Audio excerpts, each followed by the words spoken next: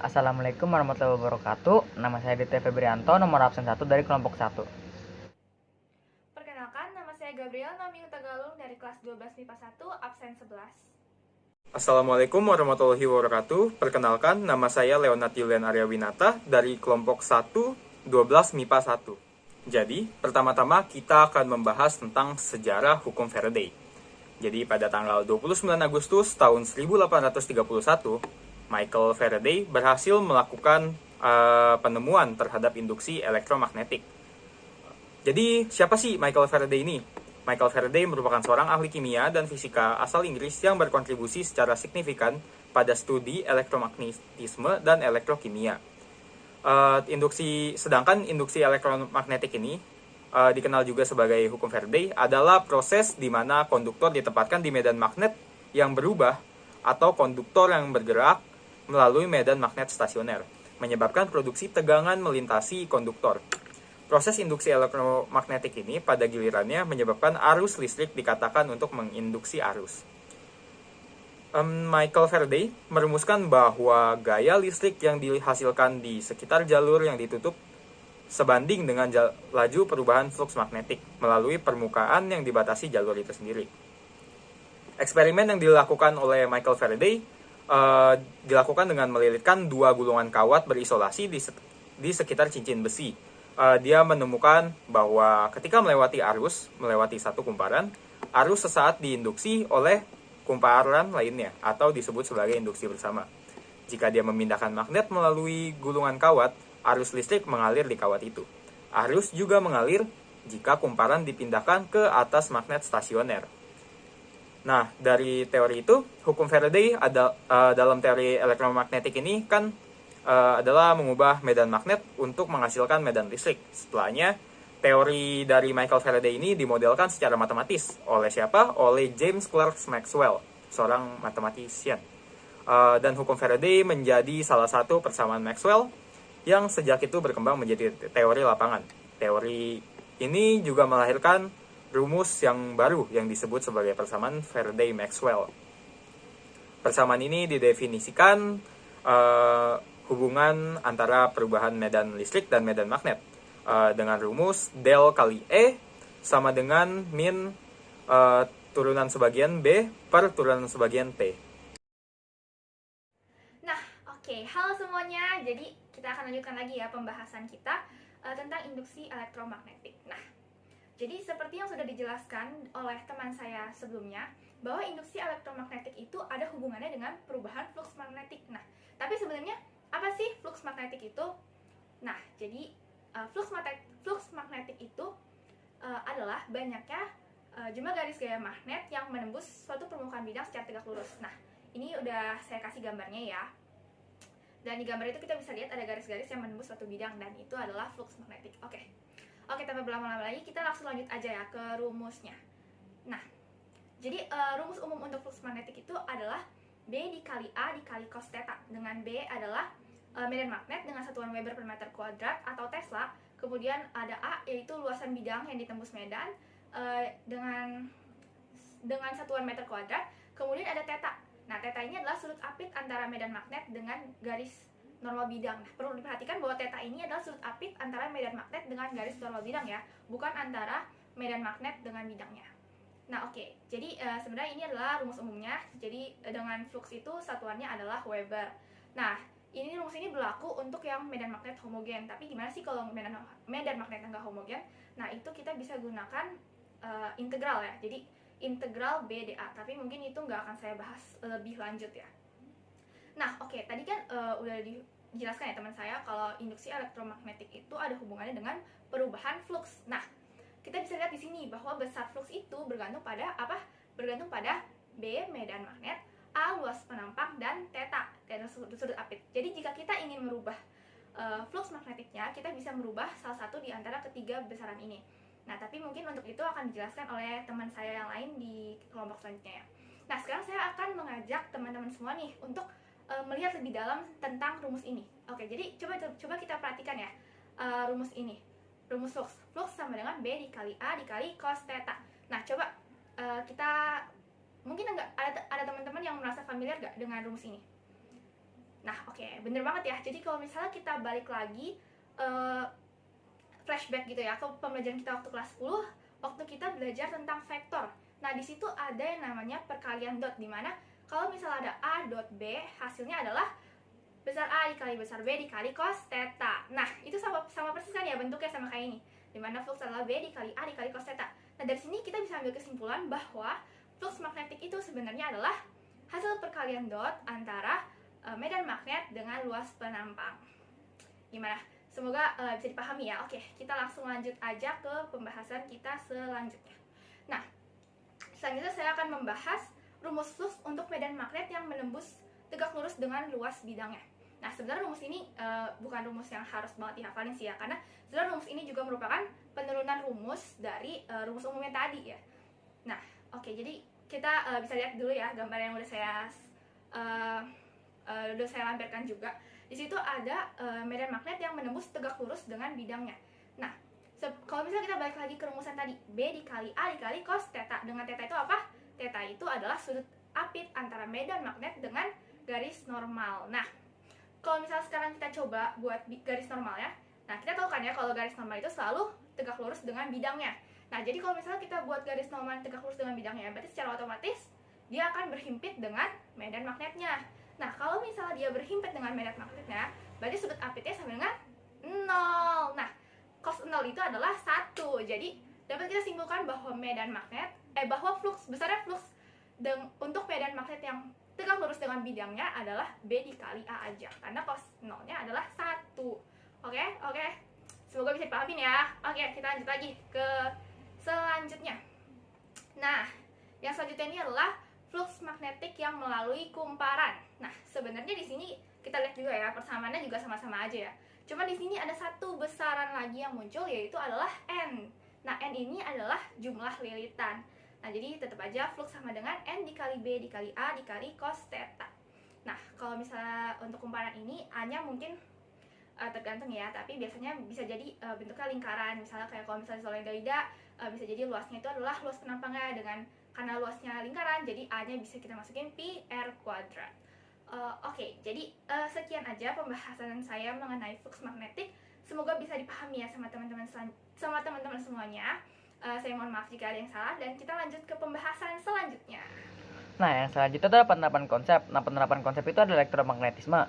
Nah, elektromagnetisme adalah cabang ilmu fisika yang mempelajari hubungan antara medan listrik dan medan magnet di dalam suatu rangkaian listrik yang menghasilkan gaya gerak listrik dan medan elektromagnetik. Nah, konsep utama dalam elektromagnetisme itu adalah induksi elektromagnetik yang didasari oleh hukum induksi Faraday.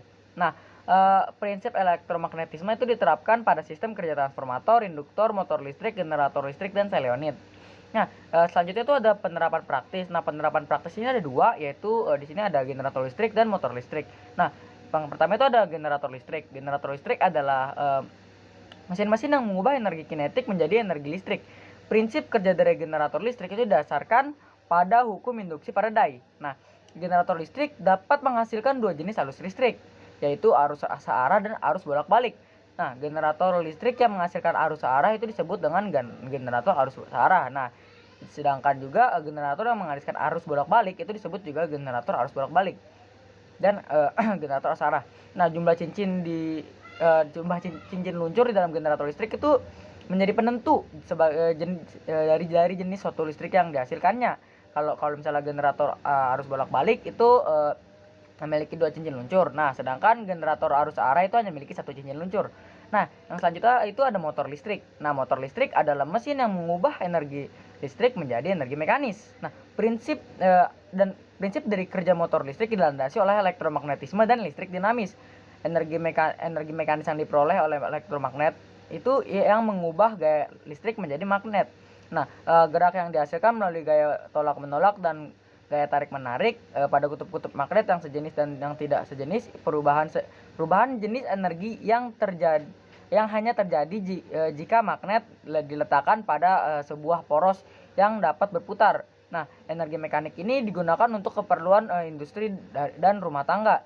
Industri umumnya itu biasanya menggunakan motor listrik pada pompa, kipas angin, kompresor, dan konveyor. Sedangkan pada rumah tangga motor listrik itu Biasanya digunakan pada ya mixer, bor, sama kipas angin. Oke, jadi kita sekarang ke pembahasan soal. Jadi kita baca aja dulu soalnya. Sebuah bidang A mempunyai rapat fluks magnetik 8 kali 10 pangkat 4T. Kemudian, bila luas bidang A sama dengan 40 cm kuadrat, dan sudut antara arah normal bidang A terhadap arah medan magnetik sama dengan 60 derajat, maka besar fluks magnetik pada bidang A adalah. Jadi pertama-tama kita harus nulis diketahuinya. Jadi yang kita ketahui dari soal itu adalah yang pertama-tama ada B. B-nya itu berapa? 8 kali 10 pangkat min 4 T. Kemudian yang kita ketahui juga adalah A. A-nya itu 40 cm kuadrat. Kemudian kita ubah menjadi 4 kali 10 pangkat min 3 cm kuadrat. Kemudian kita juga tahu alfanya. Alfanya adalah 60 derajat. Kemudian, apa yang ditanya dari soal ini? Yang ditanya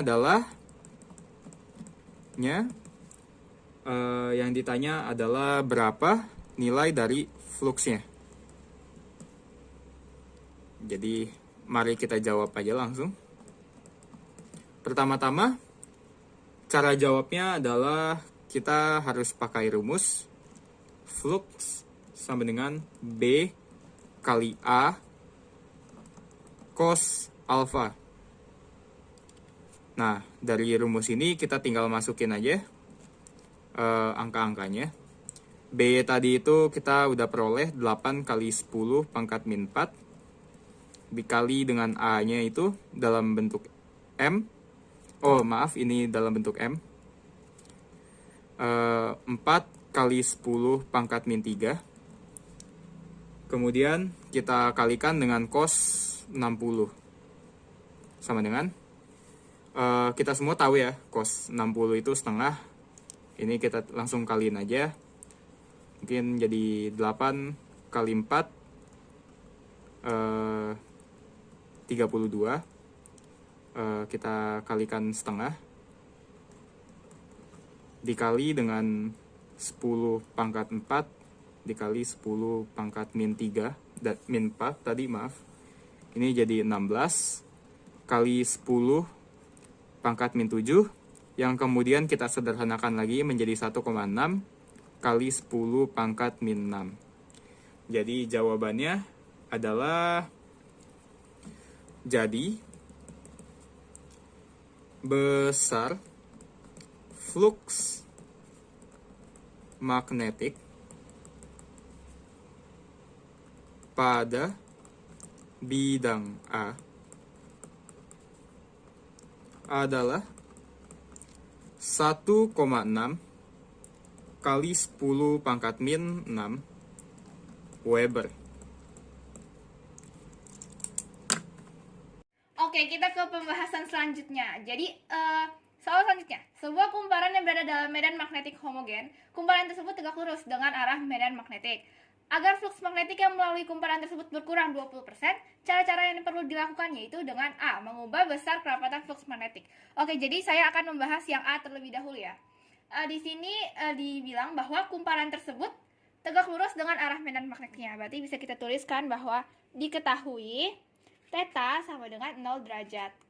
Kenapa bisa 0? Karena seperti yang udah dijelaskan di materi sebelumnya juga, kalau misalnya medan magnetnya menembus tegak lurus bidangnya, maka sudut apit antara normalnya dengan medan magnetnya adalah 0, sehingga tetanya adalah 0. Kemudian di sini dibilang bahwa kita pengen nurunin flux magnetiknya sehingga dia berkurang 20%, sehingga dia berkurang 20% ya. Berarti bisa kita tuliskan di sini bahwa delta flux atau flux akhir dikurang flux awal dibagi flux awal yang di sini saya simbolkan dengan flux 0 sama dengan minus 20/100. Kenapa minus? Karena di sini dibilang bahwa fluxnya berkurang ya. Berarti flux akhirnya bakal lebih kecil daripada flux awalnya, sehingga deltanya pasti minus. Nah, terus oke, kita langsung aja ya.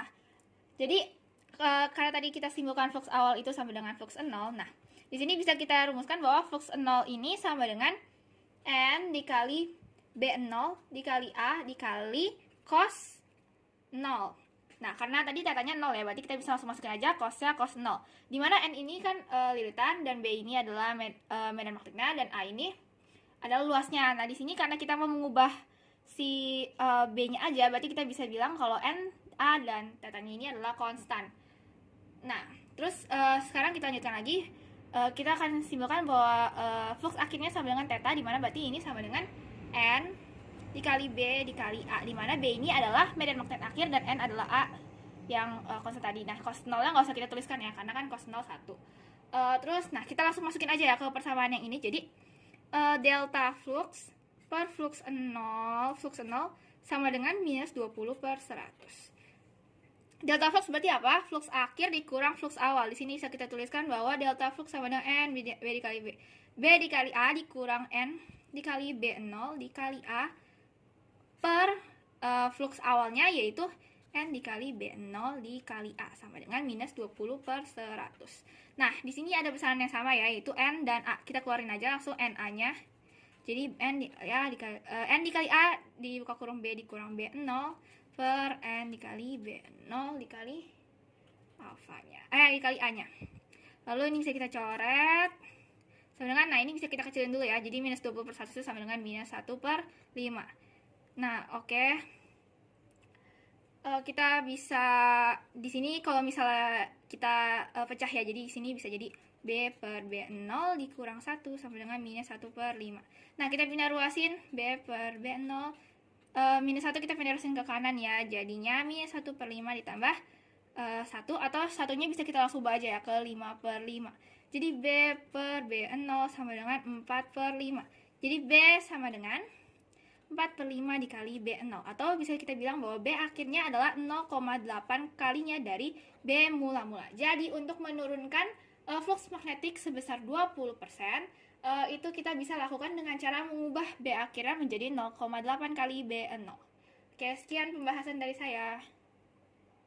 Nah, selanjutnya itu pembahasan soal dari saya itu sama seperti Naomi, yaitu sebuah kumparan yang berada di dalam magnetik homogen. Kumparan tersebut tegak lurus dan dengan arah medan magnetiknya. Nah, agar flux magnetik yang melalui kumparan tersebut berkurang 20%, cara yang diperlukan yang perlu dilakukan dalam medan magnetik itu adalah yang ini saya ingin mengubah sudut antara kumparan dengan arah medan magnetiknya, yaitu seperti yang diketahui di soal tersebut bahwa sudut antara kumparan magnetik dan arah medan magnetik itu tegak lurus ya, sudut yang bentuknya. Jadi seperti yang Naomi katakan, yaitu tetanya itu sama dengan 0 derajat.